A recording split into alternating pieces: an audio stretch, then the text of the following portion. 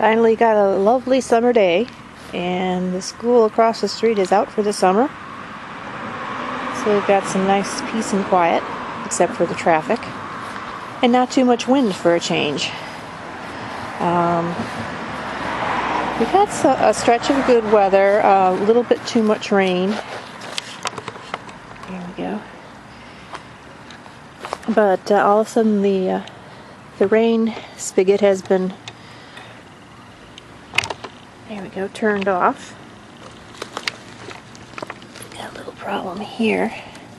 I'm wondering if I can just take this off. I put it on because this kaolette was getting eaten by something. Now I have these pinwheels here, and they seem to be helping scare the wildlife away. Let's see, let's do some weeding. Yeah, I'll have to get out here today and do some major weeding and maybe take that netting off. Got another pinwheel here. Can't see what I've got the camera on, as usual. There.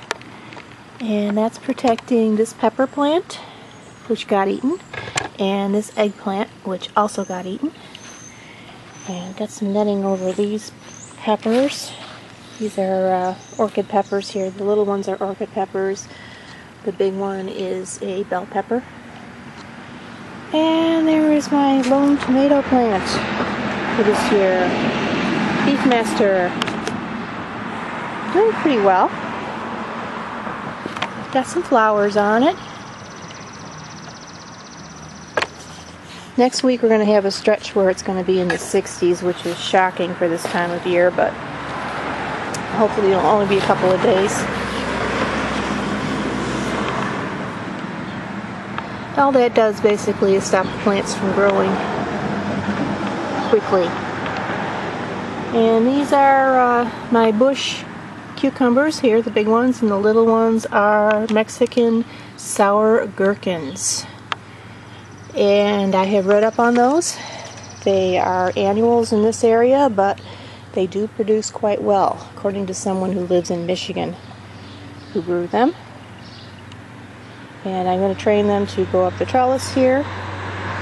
And the bush cucumbers will go down, not into that mess there. I'm going to cover that with cardboard.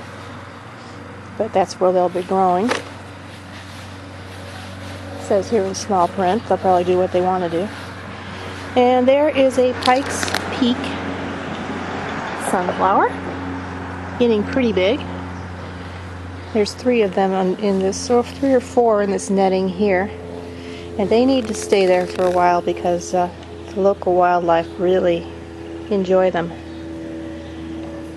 And here are our potatoes.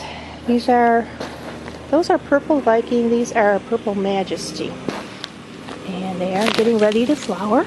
Every year at this time, I'm always wondering what to do when they flower, because the advice is to take the flowers off, and it will make them produce more potatoes. But I have never seen that to be true. So, and also these probably won't produce well anyway because they're kind of crammed into one container together. So I'm not really sure what I'm going to do. It's like someone said, that's supposed to be true that if you take the flowers off, you'll get more potatoes, but farmers with fields full of potatoes aren't going to go out there and pluck all the flowers off.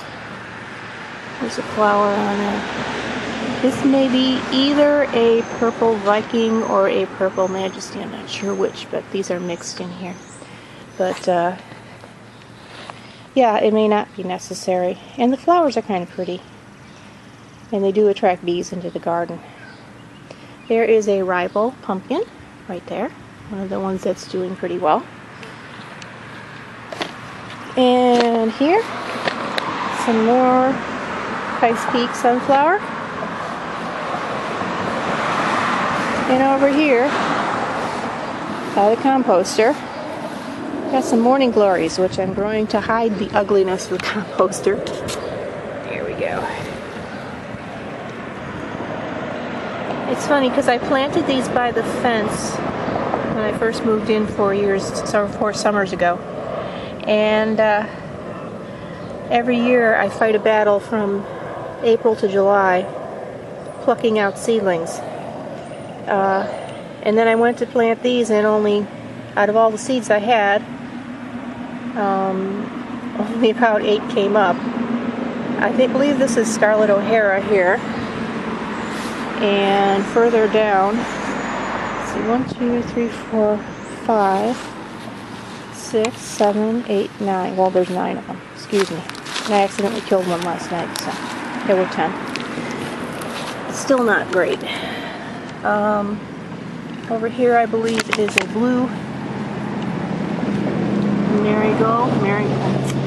Morning Glory.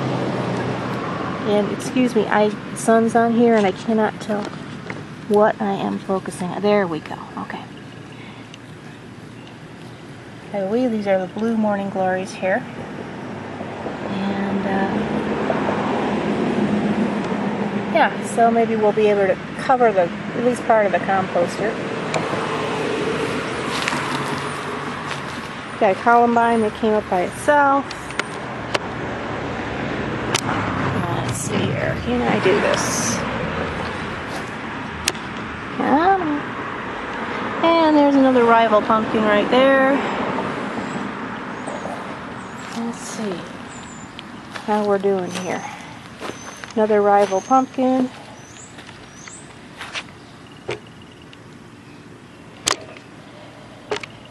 They are responding well to the warmer temperatures, except for this little guy here, the only one I'm thinking I'm going to lose. And I think that's because he's so close to the catnip plant, he's not getting enough light. So, what are you going to do? And over here is a rival that came up after I planted a new pumpkin. I had these seeds in the ground since I lost the other rival plant. Where is it? Here we go. About a month ago, and well, almost a month ago. And nothing came up, and then I went and planted this pumpkin I got at the local nursery, and the next day this came up. So I had to move it, and I moved it not too close to the catnip plant, but close to the place where I think I'm going to lose this little pumpkin here. So it'll fill in. This is ridiculous. Cannot see. There we go. And here's another rival here. And here. There we go. Another rival. And that rival, because I'm not sure I got it. And this is the biggest rival right here. This one's going absolutely wild. So I'm happy with that one. And here is the one that I bought in the nursery when I thought nothing was coming up here. This is called First Prize. It's a giant pepo, which is not a maxima. It's one of the smaller pumpkins, but it's anywhere from 50 to 300 pounds according to Burpee. I'll be happy if I get 30 or 40. There we go. And I'm only going to grow one pumpkin on this vine. So we'll see how big we can make it. Okay.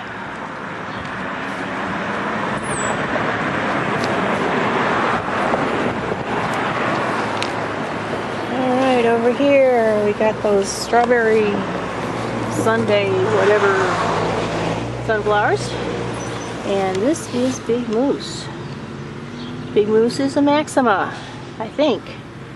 I have to look that up. Here's another pinwheel for you. Yay. There we go. Big Moose. These 3 Big Mooses are doing really good. There we go. There was another one here, I think. probably hit some stones in the ground or something like that and died very quickly. So, what can you do? Over here, under the asparagus, there's one asparagus that came up by itself. I think that's from a seed from last year, and I don't know if I have it on the camera. Whatever.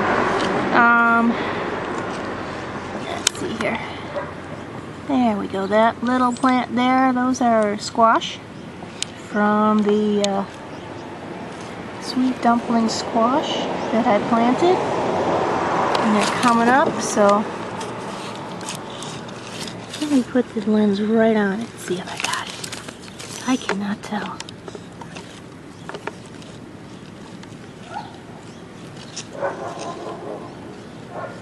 There's a lot of weeds there, I can see that. But it's in there. There we go, I think I got it. Yeah, we got a couple of those coming up. Excuse me. And my mysterious peony that I planted the first summer here is finally going to bloom. Got little ants crawling all over it, trying to help it open up. Got 1, 2, 3, 4, 5, 6, 7 blooms. So we'll see what it looks like after all these years, and we'll see if it has a fragrance. When I bought it, it was a rhizome, I think the word is, and no description, just said peony.